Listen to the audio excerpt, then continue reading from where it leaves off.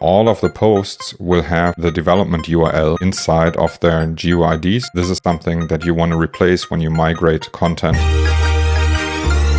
Today we're talking about content synchronization across environments. Yay! What is it, Steffen? And why would you want to do something like this? Yes. A data-oriented, developer-oriented topic. So yeah, why would you want to synchronize assets like database and images across environments? And why is this a topic? How is this complicated? Yeah.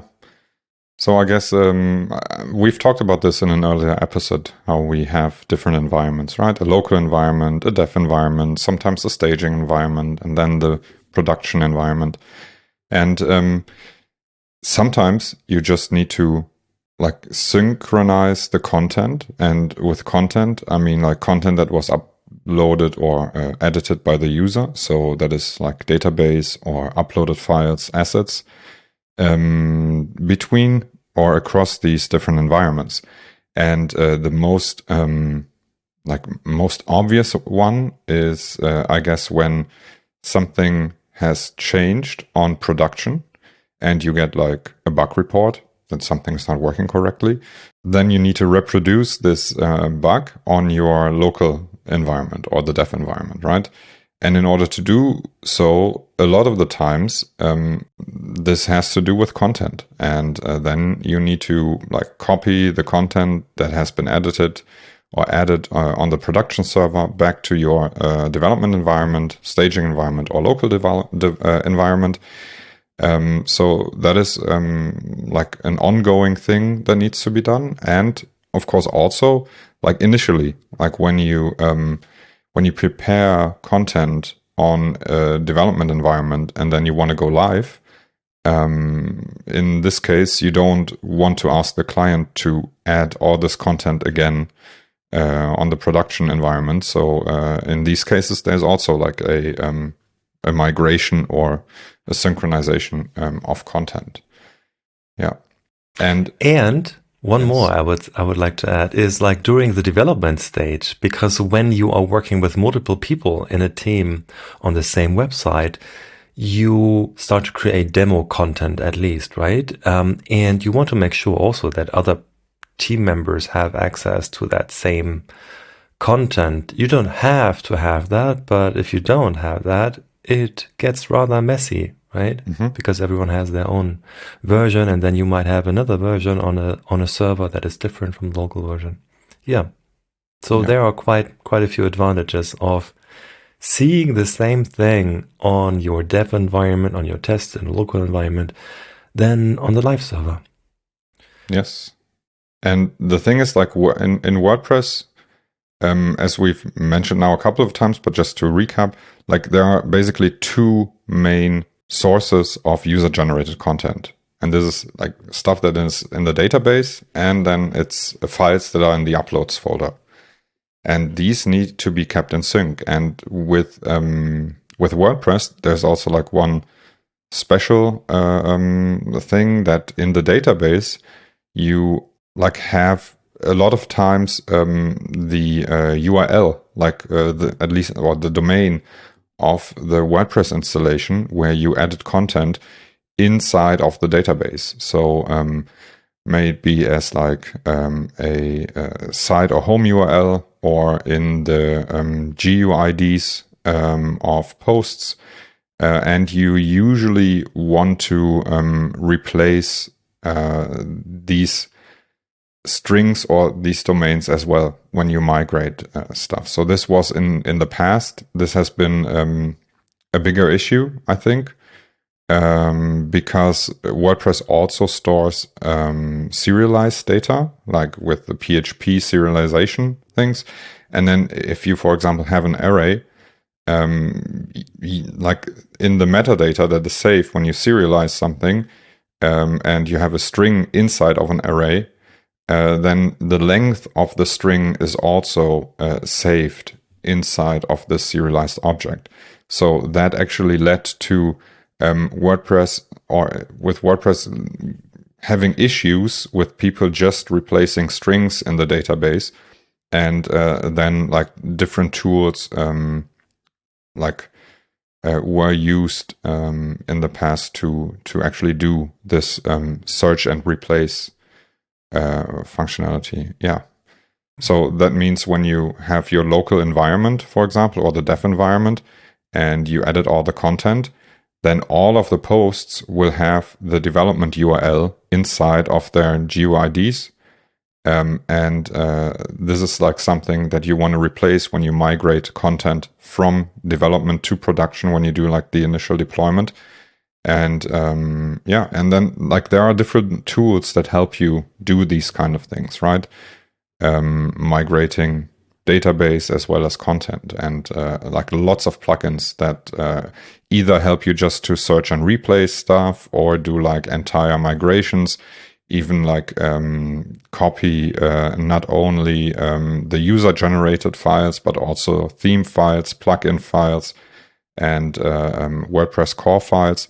And yeah, like there are tons of plugins out there, and we have used these also in the past, but I think like nowadays it's so there are so many great free tools available that you can have your own workflow that is like you know exactly what's happening. It's a lot faster than most of these plugins because you're not using like a web server to transfer things, but you can go directly via SSH, for example, using rsync or something like that. And then the WP CLI also gives you a lot of functionality for exporting databases, importing, doing search and replace, searching in databases, and so on. So this is something that we like, or how our workflow evolved over time, that nowadays we basically solely use a workflow based on rsync, SSH, and WP CLI to get all of this going. I think let's focus probably on that today, like how we do it. There are so many tools. Maybe we can quickly go through options that are available, but not like talk about each of those in detail, maybe in separate episodes, but talk today about how we do it in the different stages. But what kind of tools come to your mind?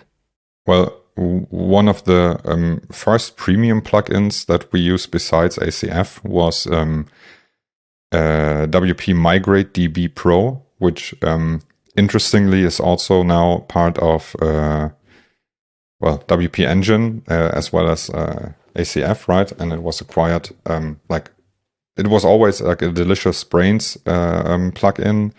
Delicious Brains also acquired ACF, and now WP Engine acquired ACF. So it's interesting that these tools now also go together, where we used to use them heavily in the past. But there's like tons of other stuff like Duplicator, like basically a lot of these one-click staging environment migrate plugins in WordPress that help you do that. Then there are like hosting companies who offer like separate staging environments to clone things, right? Then there are services like Manage WP, which is to manage your WordPress environments, but also there they have some kind of clone functionality. So you could also clone the current live environment to another environment. There are CLI tools like WP CLI, which help you manage things on your own, right? And then there are different workflows you could use, just like by, for example, sharing databases or duplicating database one-to-one, right? And assets, or we've also done at some point, we've used, how did we use that? How did we do that? You know what I want to talk about? Yes, like, okay. So yeah, there are like when we started out, we actually used a shared database for development. And this shared database had to live somewhere, right? So it lived like on our on like a hosted dev server that we used, and the uploads. Actually, we tried a couple of different things, but it needed to sync between different computers, right? So in the end, the thing that worked best and that we sticked with for the longest was a tool called BT Sync. I think, BitTorrent Sync, which is like a file syncing tool based on the BitTorrent protocol. And this actually worked really well. We also had it in like Google Drive, Dropbox, and things like that. But actually, the BitTorrent Sync worked best for our use case. Yeah. So we tried a lot of things. We worked with a lot of different things. Yes.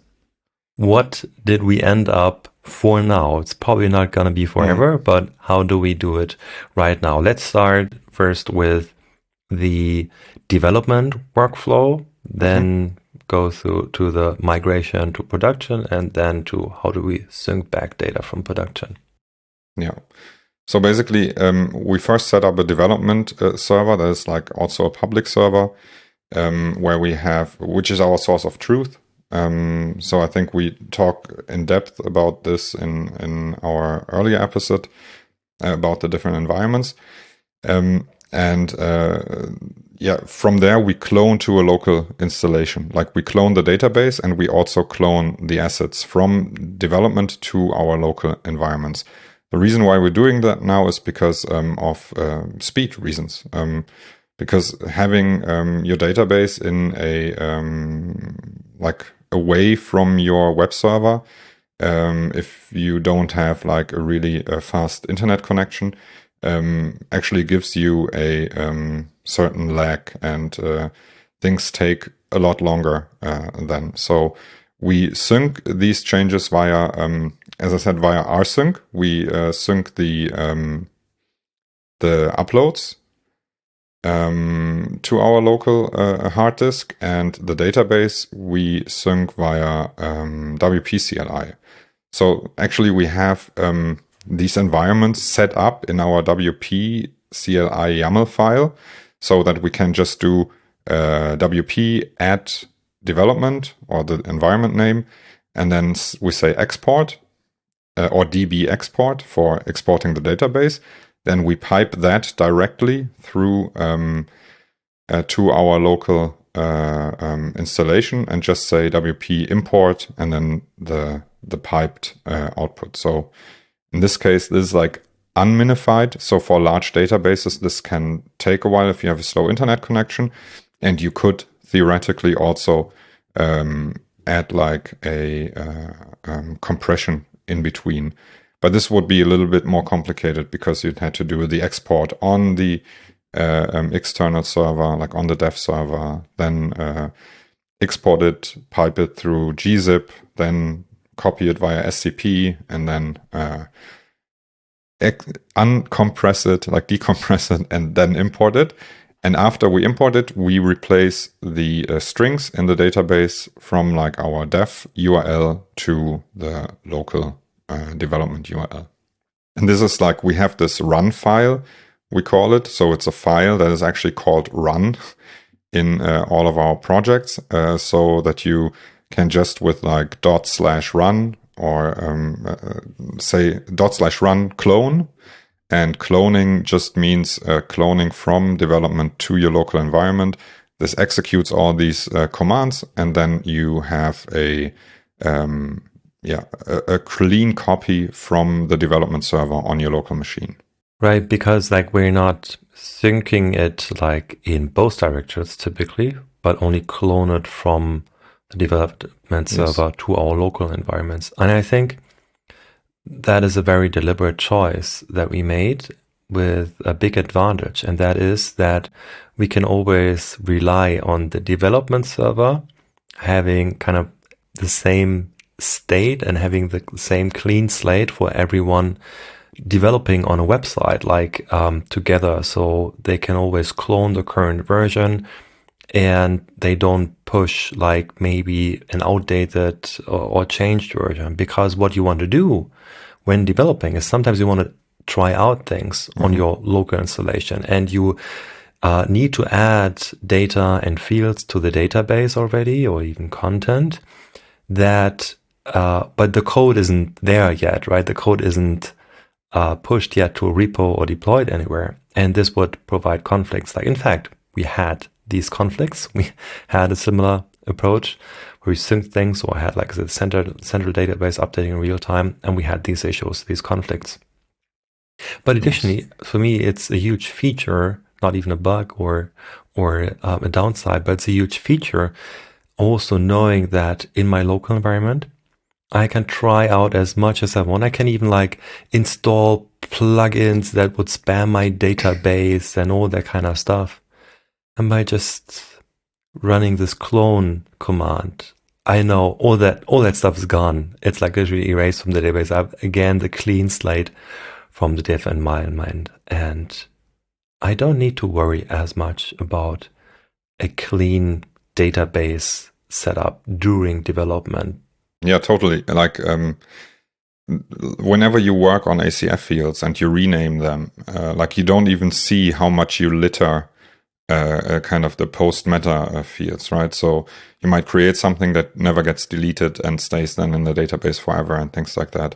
Also, if two people work on different features and then both would push their changes in the database like to development, you will always like have conflicts and then one overwriting the other and so on.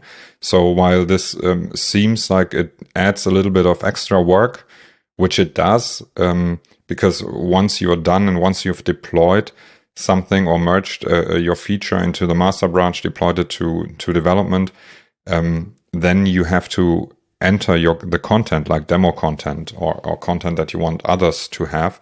You have to edit that again on development, right, on the development server. So that's a little extra step that will make sure that a lot of problems don't arise at all. Yeah. And this is always the case, right? Whenever you have a WordPress installation where content is changing and you have another WordPress installation where you also change content and then you want to merge them, then you have then there will be difficulties, right? So this is always hard. Like if you have a staging environment that where you want to sync some changes to production, if on production the work didn't stop, you will run into issues. I mean, there is like the way you can always like use the WordPress exporter to export single posts or whatever, but this is usually a bit more cumbersome than to just say, okay, we are transferring a database or we are like transferring the whole thing. Like if you need to do selective stuff, it always gets more complicated. So there's something you should solve in the workflow and not try to solve by code or techniques or whatever. Yeah, I totally agree. Workflow is also important there. But yeah, I think that's most important thing to say about the development workflow. And then at some point, we like to give our clients access to the development environment to add their own real content. Sometimes it might be like a separate staging environment already, depends. However, like at some point, we have a version with all the content prepared, with the website being ready to go live. And then it needs to go from dev or staging to production. How? Yes. Again, we make use of the same tools, actually. So, I mean, in this case, we have a clean slate, right? We have a production environment with nothing on it. So what we do is we usually set up our development workflow, right, in our CD, CI service, so continuous development, that the project gets built on an external server and then pushed also via rsync to the production environment. And then we have the code there. And what we then need to add is database and assets. And this, again, like we do via rsync and WP-CLI. And it's basically the same flow or the same commands that we use for our development cloning. We use then for the production cloning. But we don't have this automated because this should be a one-time thing, right? And then we do that manually.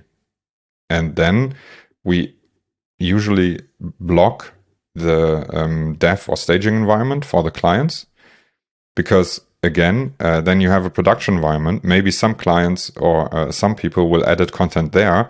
And if people still have access to the staging environment, they might also change content there. And then you have like two different environments with different set of contents, where you want to keep some content from the one environment, some content from the other.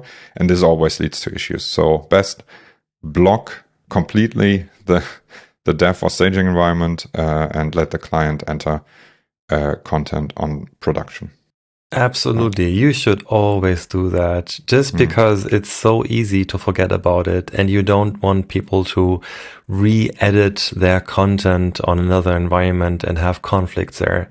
So just block the dev or staging environment right after you made the production deployment with a basic auth that only you know. And at some point you could still like open up that environment again to clients to try out things or to other people, but try to prevent it when you are just about to launch the website or right after you launched it. Yeah. I mean, there are also plugins and tools that will actually display the current environment, or you could say there is this PHP constant for the WordPress environment, right? And if you set that not to production, like you could have it display a red banner saying here, like this is not production, please don't edit content unless you want it to be thrown away, or something like that. Absolutely. I just think like from a non-technical point of view, it might not be clear, or just generally from client point of view, it might not be clear what your workflow is. Like maybe your workflow is that you redeploy the entire database again, and I just ask you to do that again.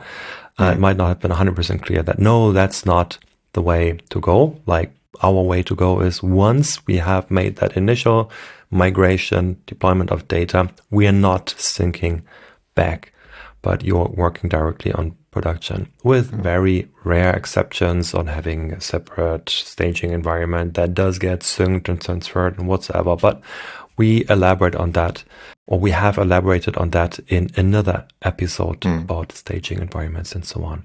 So what's the issue though with the domains and stuff like that? Again, like you said in the beginning, renaming just like URLs, that could be an issue. What is there to know? Like, or what does that your script do differently, or your tools? Well, basically, on the initial deploy, you want, for example, GUIDs to be in the, like, or to have the domain that is actually the final domain, right? So GUIDs, like, I think it was a big thing in the past where people used GUIDs as permalinks. So whenever they wanted to get a permalink for a post, they used the GUID, which is something you shouldn't do, because a GUID is not the permalink, but use like the WordPress function get permalink to get it, right? But GUIDs are, for example, also used for RSS readers, feed readers, and things like that, right? And like it wouldn't probably be a big problem if your test domain or dev domain would show up there. I like to keep things clean and to have actually the correct domain in the GUIDs as well. And then sometimes you have just links that you have added in the content, where WordPress doesn't save like a post ID or something like that, but only the URL. For these cases, you also want the domain or the URL to be the correct production URL, and not that when a visitor clicks a link in your content that they are redirected or led to your dev URL or test URL, which normally isn't available publicly, right? So this is, and then like some plugins save some metadata inside of these serialized arrays. I think with WordPress itself, it's not that big of an issue anymore. Used to be different. But still, like I would always suggest to use a plugin or like WP CLI to do this replacing of domains or URLs. Yeah, doing that by hand can also be kind of tricky because you might have the URL formatted in a different way with www or without, or then if you only have the domain, you might accidentally like change an email address, or it's not but always even that with these straightforward. even with these plugins, this can still occur, right? Because what you usually do is you replace a domain with and you start with // right? So you do // then the dev domain or a dev URL, and then you take like the // and then you do www dot whatever your new domain is. If you want to make it super safe, you just write out every like HTTP : / and you rewrite that to HTTPS. Then you do HTTPS. Like there's tons of things that you can do. Yeah, gotta be honest, whenever I do that, like for some kind of private project, something like that, and then I'm very cautious in doing this, and I still like to do that for smaller websites by hand, kind of in terms of like running a regex or search and replace on the database export, and like I try like to start with the safest way and with the longest URL, and then after I did that replace, I search for kind of the most general URL name and see what's still there, what kind of cases are still there, and then try to do the next one, to be as cautious as possible, to not accidentally change something that I won't be able to spot afterwards, because once it's changed, it's gone and you won't spot it anymore. Yes, totally. Like I actually always do the same thing. So whenever I change I usually do the // thing, because I don't care if it's HTTP or HTTPS. Usually that gets you should have some redirect rules that will, or some content fixer that will replace these URLs anyways. But then I always do a WP DB search after I've done the WP search minus replace. And then I see if the term, like for example, bleach.de, is still present in the database, and if so, if it's supposed to be like that or not, right? Also important is with the search replace and the WP CLI to use like the minus all tables. So for many, like this will actually also like search and replace in any extra tables that are not registered with WordPress that you might have, or some plugins that don't correctly hook up their tables. Okay. Yeah, but okay, this is all the one way, and we said we'd never sync then from dev to production again, right? But now comes the other way that might also be important, syncing from production to development, to like be able to reproduce bugs or have the content mirrored, right? Yeah. And again, like this is the same deal. We always use the same tools. But in this case, it's also important to note that you should be mindful about syncing content from production to like a dev server, because sometimes you have personal data like that's protected by GDPR inside of your WordPress installation, and you always have personalized data in WordPress because the users that are there, right? But for us, a lot of the times it's like the users that are on production also should be there on development. But maybe you are saving form data or like forms that people submit or something in your database, and this you usually you should not migrate, or at least you should not migrate in its original form. Like you can anonymize email addresses or names or phone numbers or things like that if you save them. Where, I mean, we always encourage people not to save personalized data from visitors inside WordPress, but to always use a third-party service or like some other tool to save these. But in the case where you have that, You should make sure either to be safe from a GDPR side, that you have it in the contract with your client, that it's okay to, and people have agreed so that you can have the data also on a test server, and this test server then is best run also by the same like person or company that runs the production server.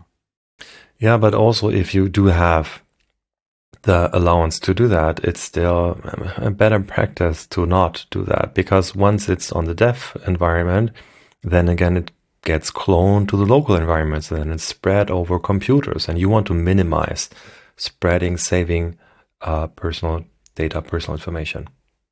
Yes. Yeah. How do you do that? How do you anonymize that data? You just not clone it, you strip it, what do you do? Yeah, well, there are multiple ways. Even like for these plugins, if you use a plugin, there are sometimes add-ons that will help you like anonymize certain data, right? In particular, talking about WP Migrate DB Pro.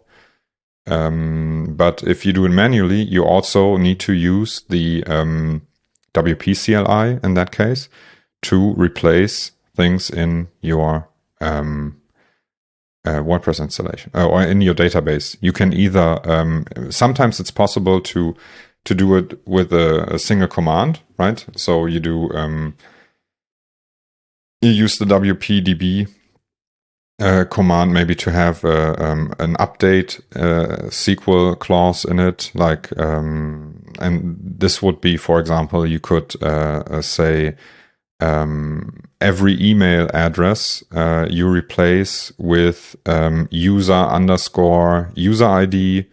at yourdomain.com or at example.com, for example, or sometimes when it's a bit more tricky, or you want to generate some better like data, some better test data, let's say, or randomized, anonymized data, then you can write a short, or you write a PHP file that you can register as a new WP CLI command.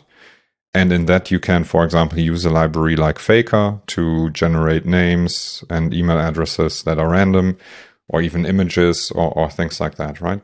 So this is more a manual step. And again, I would say like 90% of our clients, this is not relevant, because we don't store any additional personal data in their databases. But for the other 10%, it's always like a manual thing. Yeah. So, and we do allow, again, our developers to clone from development to local all the time, basically. Yeah. But deploying from development or staging to production is only a one-time thing, usually, in the history of a project. And how about this last step, syncing back from production to staging or to development, most likely? How do we do that? How often? Who can do that? Well, it depends.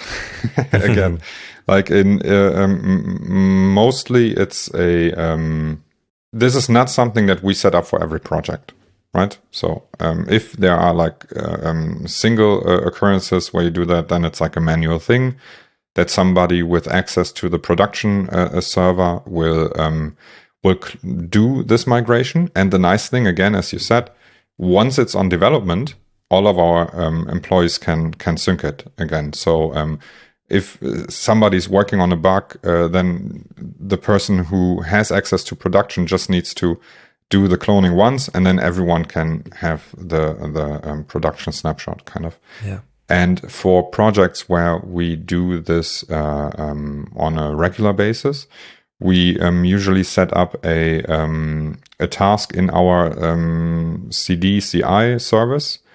It's like a pipeline that you can manually trigger, and because our deployment pipeline always has access to production, right? It needs to have access to that.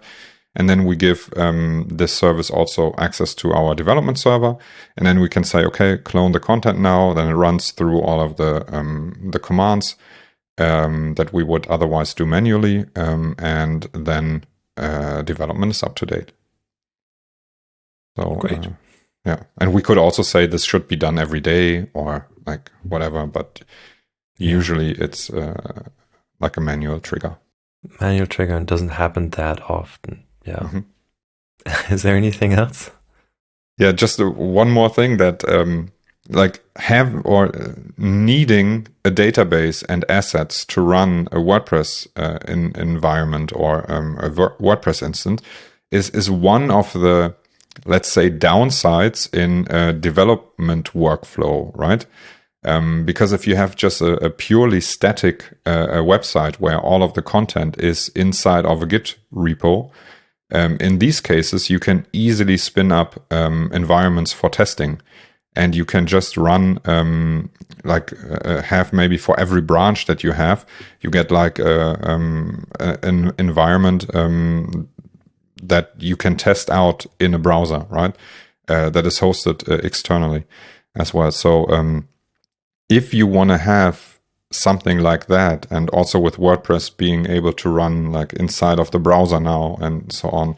So for these kind of scenarios, you then always need like some source for the content, like where to clone it from and what to do. Either you put this as like a SQL file and maybe the files as a zip file inside of the repository.